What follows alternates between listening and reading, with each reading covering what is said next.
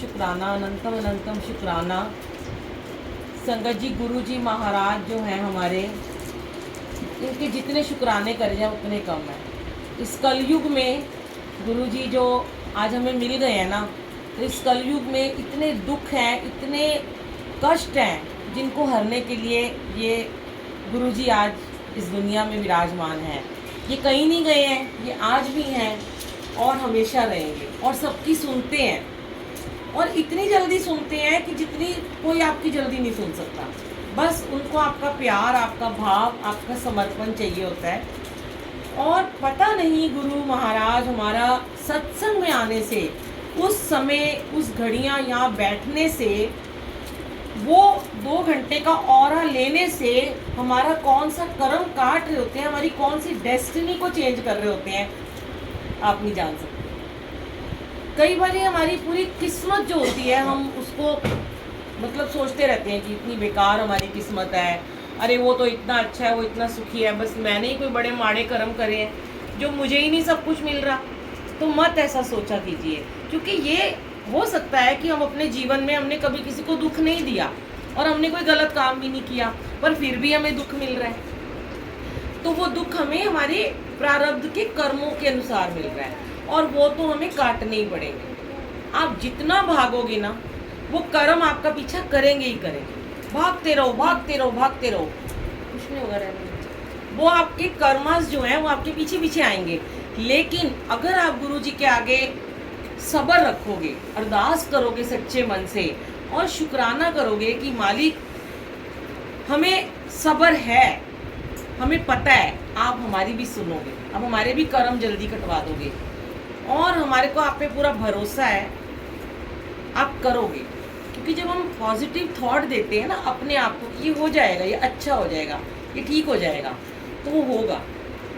लेकिन अगर, क्योंकि होता है ना कि हम भी देखते हैं, सत्संग में जाते हैं, रोज़ आना जाते हैं, देखते हैं कैसे कोई बीमार है, कोई बच्चा, कोई बड़ा, कोई बूढ़ा, कोई कष्ट है, कोई कष्ट दुनिया में बहुत है, परेशानी है। तो उस समय हम डगमगा जाते हैं, हमारा विश्वास सबसे पहले डोल जाता है, हमें लगता है बस अब सब खत्म, दुनिया खत्म। तो यही जब हम अपने आप को ये वाला थॉट देते हैं कि सब खत्म, तो आप सोचो कि सब खत्म हो जाएगा। लेकिन अगर हम ये वाला थॉट अपने आप को देते हैं कि नहीं, ये हमारे टेस्ट है और ये हमारा इतना डिफिकल्ट टेस्ट चल रहा है कि अगर हमारा भरोसा नहीं डगमगाया, हम वहीं के वहीं जो हम सुख के समय जैसे थे अपने परमात्मा के साथ कनेक्टेड थे, और आज भी हमें पता है कि हमारा गुरु कभी हमें लेट डाउन नहीं होने देगा, हमारा गुरु हमें कभी नहीं गिरने देगा। लेकिन अगर उसके बावजूद भी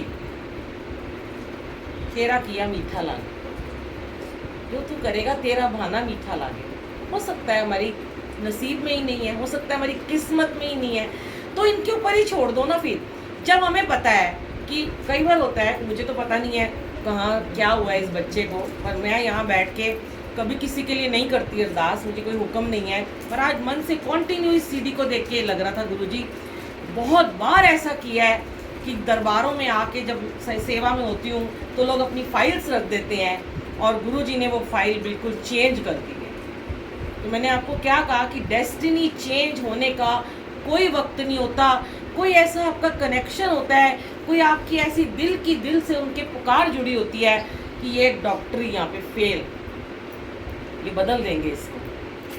पर आपने हमेशा पॉजिटिव सोचना है। देखो होता है, माँ बाप को सब जो जिसने जन्म दिया होता है ना, उसको सबसे ज़्यादा दुख होता है कि मेरे बच्चे को क्या है, तो उसके मन में हमेशा, हमारा हस्बैंड बीमार हो जाए, बच्चे को बुखार भी हो जाए ना, तो माँ के मन में बुरे बुरे ख्याल आते हैं, पता नहीं क्या हो जाएगा।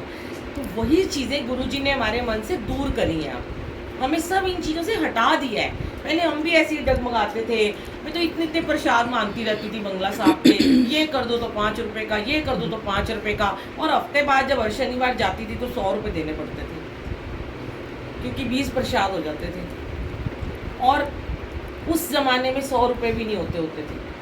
पता नहीं कैसे कैसे करके अपनी पॉकेट मनी में से ही निकाल के प्रसाद चढ़ाती थी, क्योंकि वहमों में उलझे हुए थे कि अगर ये प्रसाद मैंने 50 का चढ़ाया और 50 का नहीं चढ़ाया तो पता नहीं मेरे साथ क्या बुरा हो जाएगा। ये दरबार तो ऐसा है ना तो यहाँ चढ़ावा, ना पैसा, ना कोई प्रसाद मानना है आपने, है ना भाई। तो यहाँ पे तो आपको कुछ भी नहीं करने की ज़रूरत है। तो गुरु जी ने हमें उन उलझनों से भी बिल्कुल हटा दिया, दूर कर दिया कि तुम मुझे क्या खिलाओगे। कल आज हम किसी अमृत वेला गणपति उत्सव था उनका, तो अमृत वेला भी किया। तो जैसे होता है लोग गणेश जी के 10-10 रुपए चढ़ाते हैं। मैं बड़े टाइम बाद मैंने देखा कि कोई 10 का नोट चढ़ा रहा था। मैंने कहा यहाँ नहीं चढ़ाते, ये गुरु जी का दरबार, गुरु जी बैठे हैं यहाँ। तो मैं उस टाइम मन में हंस रही थी। मैंने कहा मैं भी तो ऐसी थी, लेकिन मैंने सोचा हमारे भगवान को 10 रुपए की जरूरत है हमारी।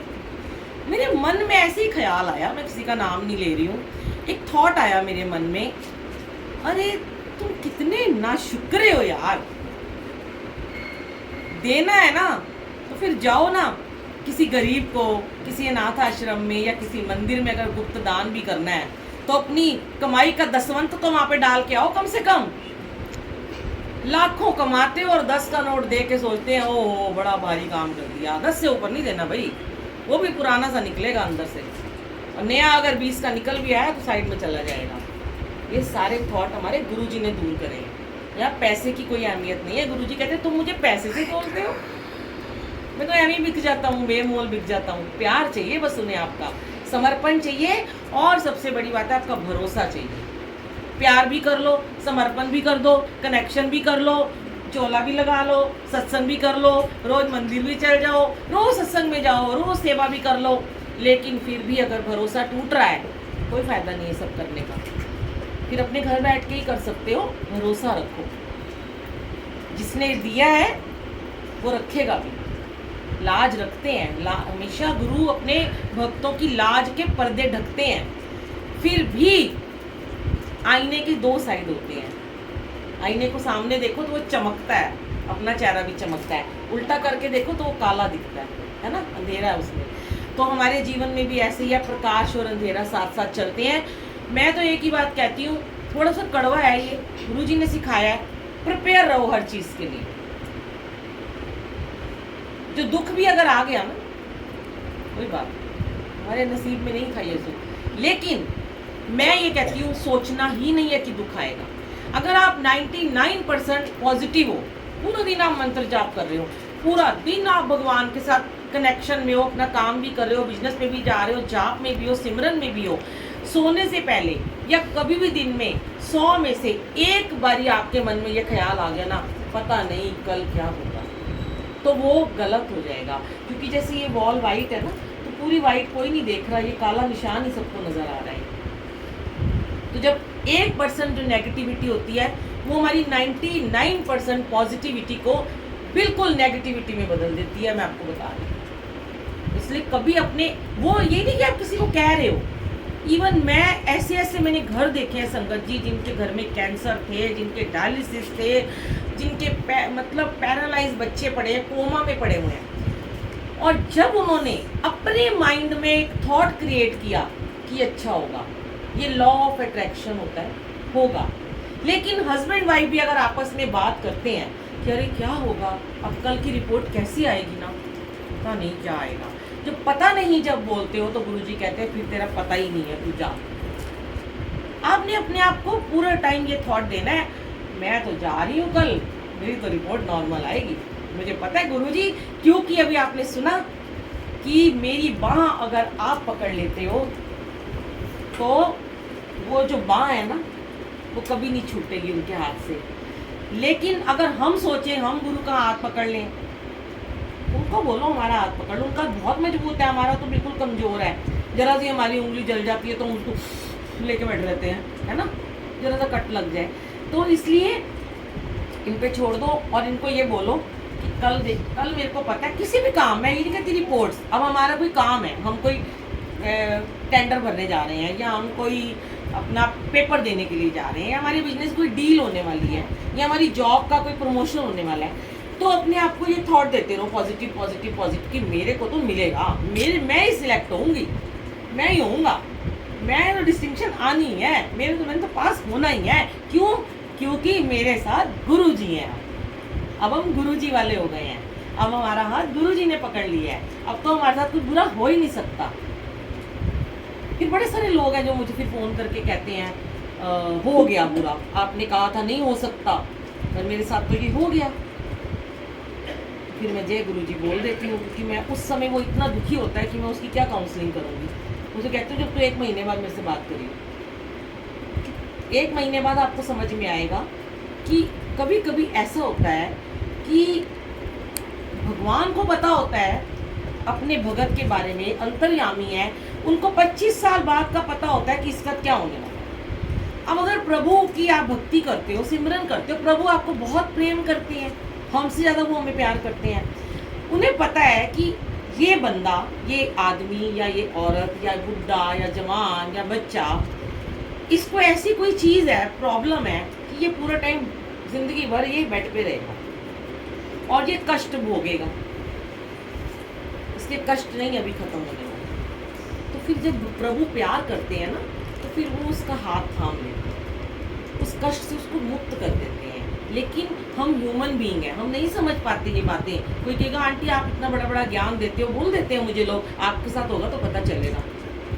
मुझे पता है जब मेरे साथ होगा तो मैं भी डावाडोल हो जाऊंगी। लेकिन आज तो हम ये कह सकते हैं, क्योंकि हम गुरुजी ने हमें सिखाया है कि सामने वाला जब दुख में बैठा है, तो सबसे बड़ी बात मैं आपको बताऊं कि ये आज गुरुजी, मैंने सोचा नहीं था आज मैं कोई भी सत्संग शेयर करूँगी, मुझे लगा था मैं 5 मिनट से ज़्यादा नहीं बोलूँगी। ये वो करवाते हैं, जब एक इंसान आपके घर में कोई भी प्रॉब्लम में है ना, और आप उसके सामने दुखी दुखी दुखी घूम रहे हो और हर वक्त आंसू बहा रहे हो, आधा तो वो वैसे ही मर जाता है, क्योंकि उसे पता है मेरी माँ, मेरे पिता, मेरा भाई, मेरा बंधु मुझे देख देख के रो रहे हैं। मेरे साथ ऐसा हुआ था, मैं इस समय वो जर्नी नहीं शेयर कर सकती, मैंने करी हुई है मेरे बेटे की जर्नी। मेरे बेटे को जब दुख मिला था, सबने सुना है वो सत्संग, 2.5 साल में जब बेड पे रहा था, तो मेरा बेटा जब 9 साल का था, तो वो हमेशा मुझे रोते हुए देखता था। तो उस टाइम मैं इतनी गुरुजी को नहीं मिली हुई थी, तो वो मुझे हमेशा यही कहता था, आप इतना रोते हो मम्मी, काश मैं मर जाऊं। ये मेरा छोटा सा बच्चा मुझे कहता था कि आप 24 में से 20 घंटे रोते हो, बाथरूम में जाते हो, रो के बाहर आ जाते हो, आपकी आंखें बताती हैं, रो के आते हो, भगवान जी, वाहिगुरु जी मुझे उठा लो। वो मेरे बच्चे के भाव थे। आज समझ में आता है कि अगर हम उस ऑरा में भी ना उसको पॉजिटिविटी दें, देखो उसको खुशियाँ दें, हम हंसे उसके आगे ना चाहते हो भी टीवी देखो, उसके सामने ना चाहते हो भी हंसो, खेलो, बोलो, पार्क में जाओ, पिक्चर देखने जाओ, उसे झूले झुलाओ, उसको खाना खिलाओ, उसको पिज़्ज़ा खिलाओ। मैं ये बात कहती हूँ, डॉक्टर मना करते हैं, भोग लगाओ गुरुजी को, खिला दो एक बाइट उसको, जो खिलाना है उसका मन है उसे खिलाओ। जिंदगी में कभी रिग्रेट ना करे कि मेरे को ये चीज़ नहीं मिली थी या मैंने ये नहीं किया। खुशियाँ दो उसे। जितना आप खुश रहोगे ना, जितना घर का माहौल खुश रहेगा ना, जितनी आपके चेहरे पे स्माइल रहेगी ना, उतनी उसके चेहरे पे स्माइल। ये सत्संग आपके लिए है, समझ गए ना? रोना नहीं है, रोना आता है, मानती हूँ आता है, कभी कभी अकेले में आंसू बहा लो, लेकिन कभी भी इसके सामने नहीं आते।